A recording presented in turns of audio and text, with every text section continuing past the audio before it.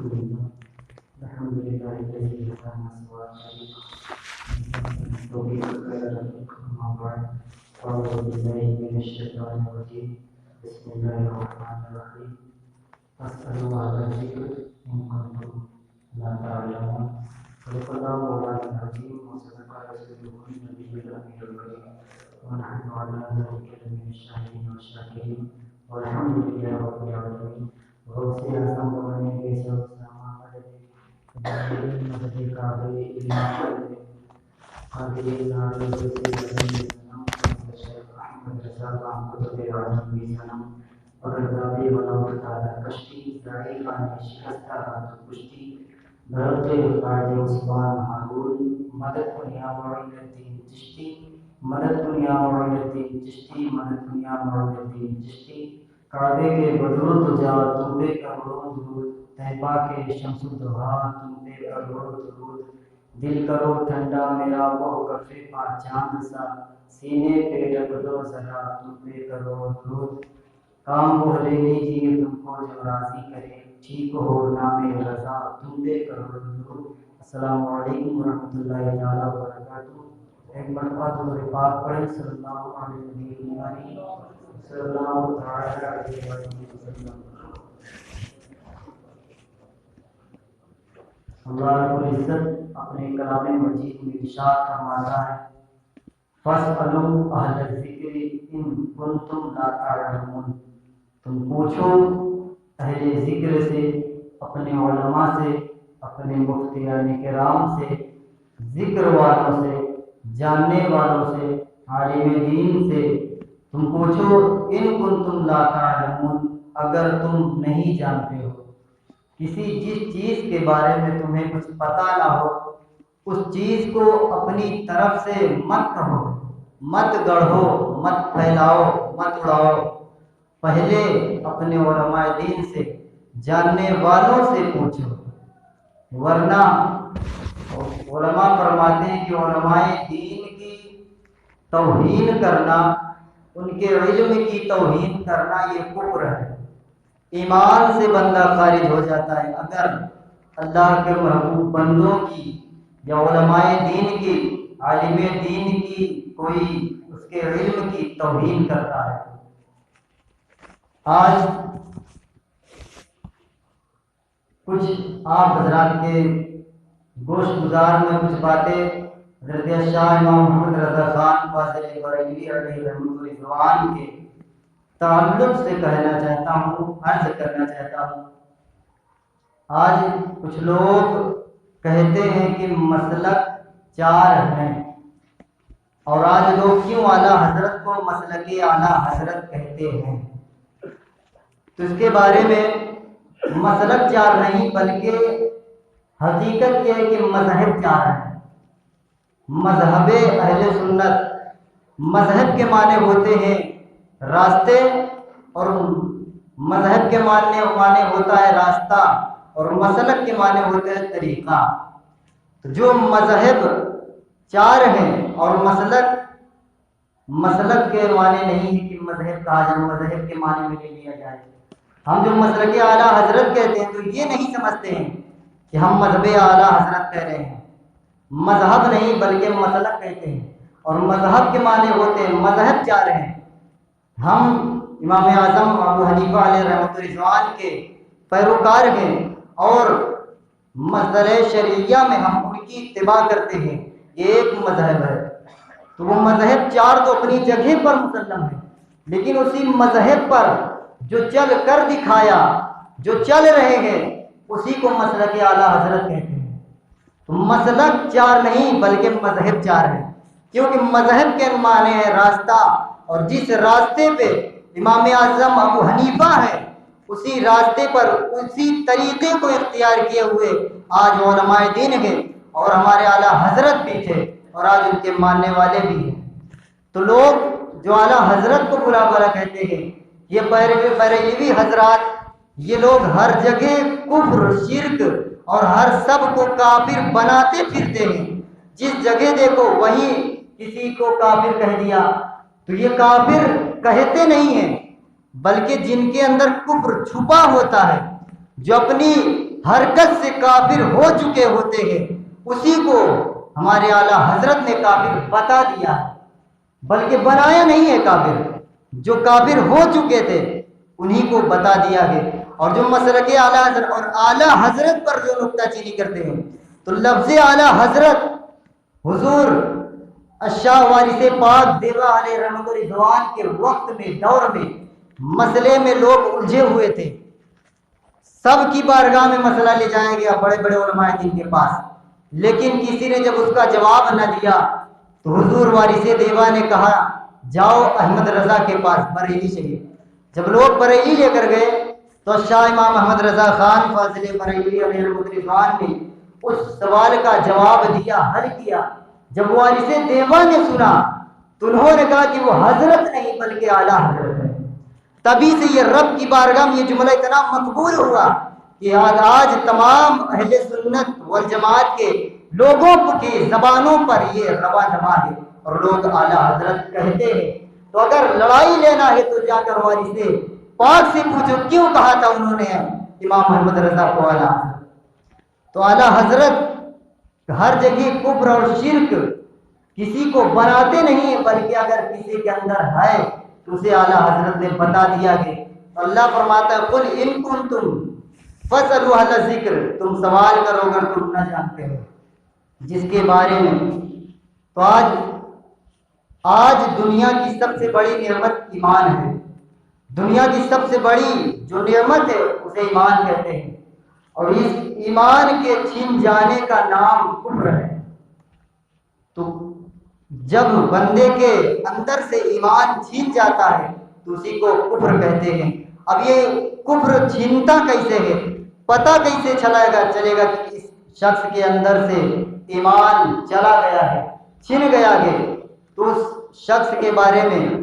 علماء فرماتے ہیں کہ یعنی کفر کی دو قسمیں ہیں۔ ایمان کہتے ہیں پہلے تو یہ پتہ ہے حضرت علامہ بیضاوی علیہ رحمۃ رضوان فرماتے ہیں کہ ایمان اس چیز کا نام ہے کہ نبی کریم صلی اللہ تعالی علیہ وسلم جو لے کر آئے اور ضروریات دین میں جو آقا نے ارشاد فرمایا ان تمام چیزوں کا ماننا صدق دل سے، اس پر ایمان لانا، اسی کو ایمان کہتے ہیں۔ اور اسی ضروریات دین میں سے کسی ایک چیز کا انکار کر دینا یہ کفر ہے، اس سے بندہ کافر ہو جاتا ہے۔ اگر ضروریات دین وہ، اور عام لفظوں میں یہ سمجھے کہ آج لوگ جیسے نماز فجر میں 4 رکعت، اس میں 2 رکعت فرض ہے، یہ ضروریات دین سے ہے۔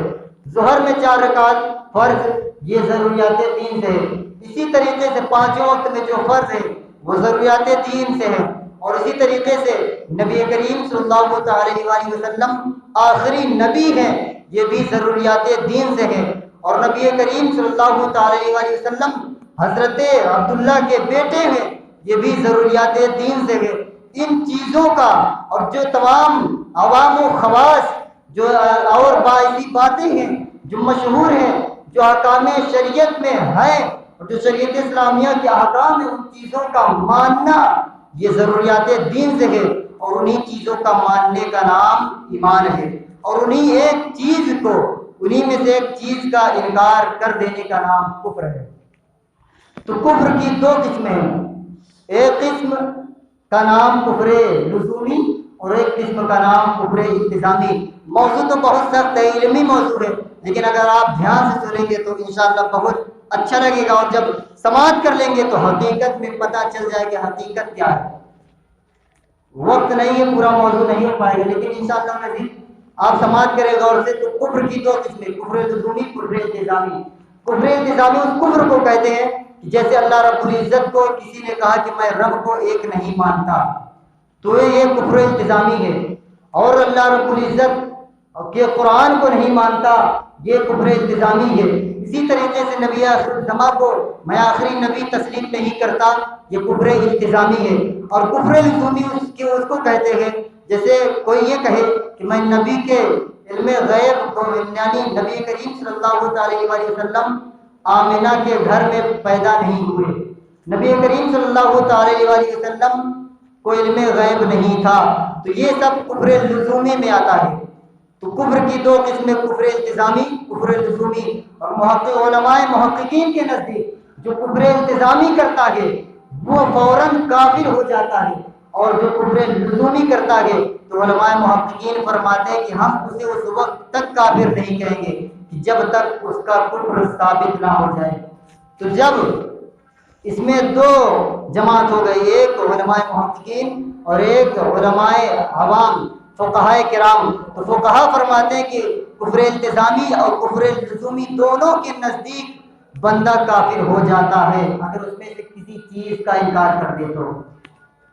تو کفر کی دو قسمیں، کفر التزامی اور کفر لزومی، اسی میں سے ایک ہے۔ اب کفر لزومی، جو کفر التزامی کرتا ہے بندہ وہ فوراً کافر ہو گیا، اور جو کفر لزومی کیا تو اس میں محققین فرماتے ہیں کہ اس میں شک ہے۔ اب شک، شبہ، تو مجرم کو حقیقت میں شبہے کی بنیاد پر کورٹ سے بھی فیصلہ نہیں ملتا، یعنی چھوٹ ملتی ہے کہ جب بندے کے اندر شبہ ہے کہ پتہ نہیں اس نے اس کفر کو بکا کہ نہیں بکا، اور کچھ لوگوں نے مشہور کر دیا کہ اس نے یہ کفر کیا تھا لیکن اس بندے نے بعد میں توبہ بھی کر لی تھی، تو اب یہ دو باتیں مشہور ہو گئی کہ کفر کیا تھا اور ایک کفر مشہور ہوا کہ توبہ کر لیا تھا۔ تو بندہ، اب دو باتیں مشہور ہوئی، ایک یہ کہ کفر کیا اور ایک یہ کہ توبہ بھی کر لیا، تو یہ اب شبہ پیدا ہو گیا کہ یقیناً اس نے کیا پتہ کفر کیا، بکا کہ نہیں بکا، اور توبہ کی کہ نہیں کی، تب جب شبہ ہو گیا تب شبہ میں علماء فرماتے ہیں کہ اب شبہ کو دیکھا جائے گا کہ اب تک اس بندے کے اندر کون سا شبہ پایا جاتا ہے۔ پھر شبہ کی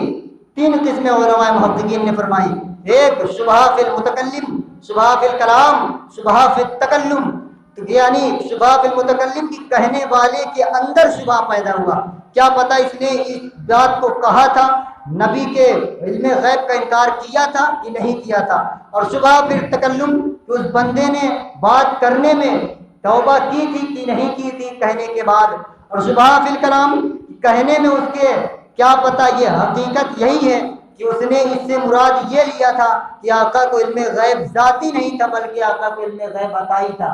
اس میں شبہ جب پیدا ہو گیا تو جب علماء فقہا فرماتے ہیں کہ جب شبہ پیدا ہو جاتا ہے تو اس بندے کو کافر نہیں کہا جائے گا۔ اب دیکھیے اعلیٰ حضرت کا موقف کیا تھا۔ اعلیٰ حضرت فرماتے ہیں کہ میں کسی شخص کو اس وقت تک کافر نہیں کہتا کہ جب تک اس شخص کا کفر آفتاب کی طرح روشن نہ ہو جائے۔ تو اعلیٰ حضرت فرماتے ہیں کہ خلیل احمد امبیڈوی اور رشید احمد گنگوہی نے جن باتوں کا اقرار کیا تھا، جن باتوں کو کہا تھا کہ نبی کو پیٹھ پیچھے کی خبر نہیں ہے، تو اس باتوں میں سے ہم نے ان پر 78 طریقے سے کفر لزومی ثابت کیا ہے۔ یہ اعلیٰ حضرت کا علم تھا کہ 78 طریقے سے 70 طریقے سے ان پر کفر لزومی ثابت کیا ہے اعلیٰ حضرت نے۔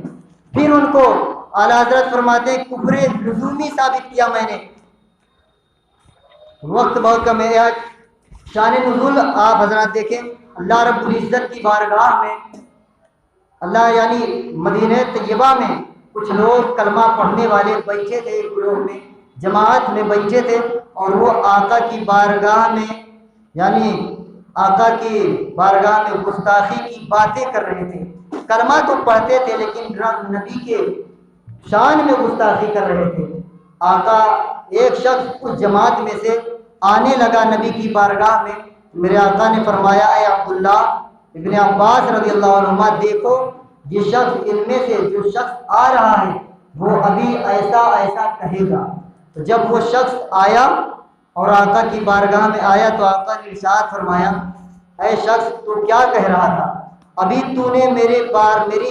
یعنی تو میرے علم غیب پر نکتہ چینی کر رہا تھا، تو میری شان میں گستاخی کر رہا تھا۔ تو شخص نے کہا، نہیں یا رسول اللہ،